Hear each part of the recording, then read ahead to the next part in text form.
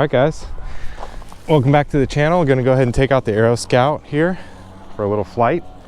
It's been a while. We do have a little bit of air traffic overhead, so I need to be careful. I'm going to be flying really low just over this field here.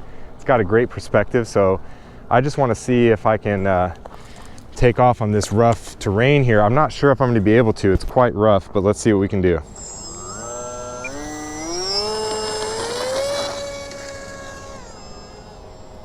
All right, we're off and up. It's a little breezy right now, but not too bad. Getting a little bit of climb here. Having a little trouble. I need to get all these controls set up a little better. It's been a while since I've flown, so just want to kind of see. I hope you guys are able to see that kind of decent. It is difficult to get these tabs set up. I haven't flown this airplane in quite some time. Let's see if I can bring it down low and slow here. I love flying low and slow. This is a pusher prop plane, so it pushes from behind with this prop, which is kind of cool. It's different than, it's kind of breezy, so I got to be careful here, but there she is. Yeah, man, it's so fun flying airplanes. If you've never flown an RC airplane before, it's just one of the best feelings because everything else around you just kind of fades away. You know, you just kind of get locked into the zone, and man, it's just so fun. A little plane like this too runs you about 200 bucks. Not super expensive. Not really very acrobatic. I do have a pretty crazy DX6 controller, which is, or transmitter, I guess, is it supposed to be called, that can really, it has flap controls and everything. And I've had a few planes that have flap settings that make it really fun for doing STOL stuff, which is short takeoff and landing. So I have my trims a little high. It keeps wanting to climb. What I'm gonna do is try and put that down here for a second. Get that leveled out a little bit. Again, I hope you guys are able to see. I know airplane videos are really hard to film, you know, because it's so far away and it's so small in the air. That's why I really love this situation here where there's kind of an elevated part of the land that you can kind of see what's going on a little easier here. I am still getting quite a bit of climb, so I'm going to kind of set my trims out a little bit. There is some wind, like I said. It's a little later in the afternoon than I wanted to do this, but I was filming some other content for my other channel, Solar Suron. There she is, and which is a bike channel. And I was out with a new bike called the Wired Freedom. If you guys are interested in checking that out, like I said, it's Solar Suron on YouTube here. Let me see if I can bring in a nice low pass. I do apologize for the guy weed whacking over there. So we pretty much have the props off almost at this point. There's off completely for a second. Just gliding on by, nice and slow. Just trying to kind of get a feel for my trim settings. It's, like I said, been a while since I've flown, and this thing's been kind of banged around with the move. I moved from Southern California to Northern California, and I haven't had a chance to take this out and really mess with it too much, so just need to kind of get used to, you know, getting it all trimmed out and get everything set right. See if I can do another close pass here. We're kind of going into the wind this direction, as you can see there, so it nice and slow with good lift. I'm trying to fly this away from people. This is a walking area. It's called the Miners Reserve Park, but there aren't really a ton of people in this particular area. They're mostly out on the trails. And like I said, the wind is picking up a little. We're getting a breeze that kind of keeps kicking me down when I do my turns here. And then getting a lot of climb as I go into the wind as usual. But like I said, I just want to get familiar with this controller and this airplane. I used to just use the controller it came with, because I think it was a bind and fly that I bought it with. I can't remember in particular, but like I said, I bought this controller for a different airplane that had flaps, and just recently bound it to this airplane to give it a fly. There's just gliding. Completely turned off the props there for a second, turn them back on. Pretty fun. But like I said, if you've never flown an airplane before, good luck. You will crash many times.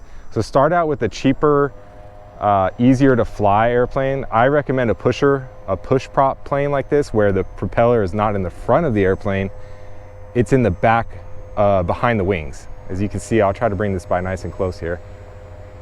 You can kind of see the propeller there is in the back. And it just makes it a little easier to fly. And also when you land, in case you nosedive a little or you accidentally hit the ground and you didn't intend to, it'll save the propeller. You know, you may hit your nose cone a little on the front. This has a really large, robust front end on it. So it's pretty sturdy. This is great for learning to fly. If you've never flown before, it's relatively easy. It's not the most aerobatic plane, but it is really easy to control, and it's fairly cheap. Like I said, it's only about $180 to $200 for the airplane itself. And it does great at slow speeds. You know, so if you want to just kind of, I always like to fly kind of low and slow, because it's just, this is with the propeller off. Just gliding. Go ahead and turn that prop back on. It's just fun to bring it low and slow, you know, and to practice landings and whatnot. So what I'm going to actually do is bring it over here to this gravel area and try to land it on this gravel strip. It's not ideal, but it's away from everyone, and it's easy enough that I think, and it's kind of into the wind and it's uphill. So it's got all the things I would want for a nice smooth landing. So let's see if we can bring this thing in. Got a little too much airspeed here. See if I can bring it down. It's trying to climb with this wind because the wind's kind of blowing in. Like I said, I need to adjust those trims. The throttle is off completely. Okay, so we're a little too high there. I'm gonna bring it in a little lower this time. You can see it drop when it goes into the wind. Then as it comes around, it kind of picks up speed there. A little tough with that wind, so I think I'm gonna come down a little closer to get a better perspective here as I land it. Try to bring it in nice and low. There is a tree or two in the way over here, which is not ideal. I don't want to hit those, obviously. Try and bring it down. Bring it in for a landing here. Yeah, so I still have my trim set a little high. I think I'm going to set my trim down a little lower. See if I can do that here. I'm just setting the trim down by pressing it there. As it's coming in, there is a breeze, like I said a million times already. I know, I apologize. But that is making it want to lift. It's also pushing the plane down as I turn away from that area. So I have to get a little closer to these houses. We'll bring it down for a second here. And just push that nose down a bit.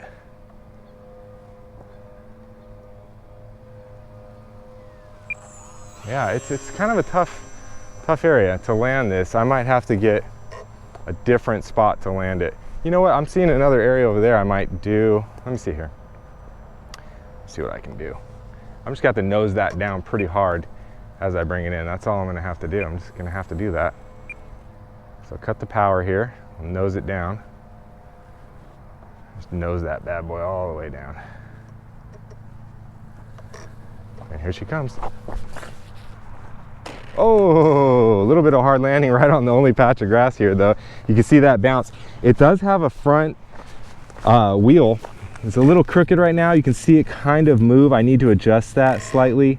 But that is able to make it turn on the ground. So you can take off from like an asphalt, you know, parking lot or wherever you are, and you're able to actually steer it on the ground, which is really cool.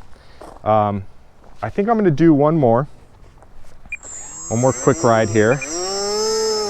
So I'll get it going, get it out of that bunch there. And then what I'm gonna do is just run it right down this rough area. But this is the plane here, it's really fun. Like I said, you can get a transmitter, it doesn't have to be this expensive. You can get the plane for about 200 bucks. You can even get some, I think they're about 300 with the transmitter included. And then just buy a battery and charger, which I already had. But you know, not too bad. It's really not as expensive as you would think. Oh, hit some bushes there. But again, without that front prop, you don't really have to worry so much about, you know, chopping that prop up to where it's going to get nicks and messed up parts that won't allow it to fly right. I'm already getting telemetry saying that the battery's dying, which is surprising. So I may need to top up this battery a little higher next time when I fly. I was just trying to run out here as quick as I could because I really wanted to get a flight in. But let me go ahead and bring this around one more time, nice and slow for you guys. I apologize for not making much content on this channel. I know I've been doing a lot of RC vehicles and cars and stuff, but I really want to get into, uh-oh, we're losing that air quick. We're losing that power. That's okay though, because we can land it almost without any power on this windy day here. Let's see if we can bring it in a little smoother. All right, a little noisy, not the best landing area, but as you can see there, you're able to do it with the big oversized foam wheels. And like I said, that pusher prop in the back there really allows you to keep this protected up and out of the way. And you got this front nose cone that kind of, you know, can take a beating if it needs to. And like I said, you guys, thanks for watching. I'm gonna make a longer video here shortly, but for now, I need to go home and get this battery charged up. I may need to get a new battery. I think this one's not holding the charge as long as it should be.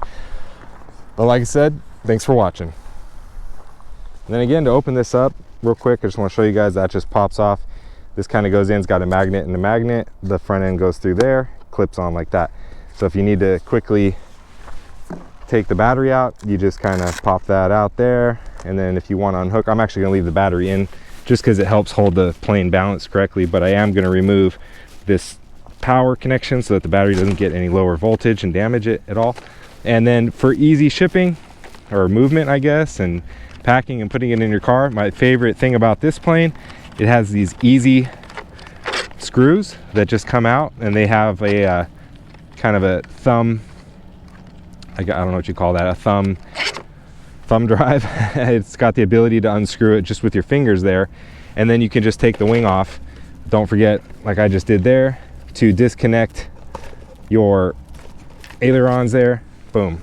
And then you've got the whole thing apart, and this will fit almost anywhere. I mean, look at that. If you can't fit that in your vehicle, you might need to get a bigger vehicle, but I mean, you know, that's easy.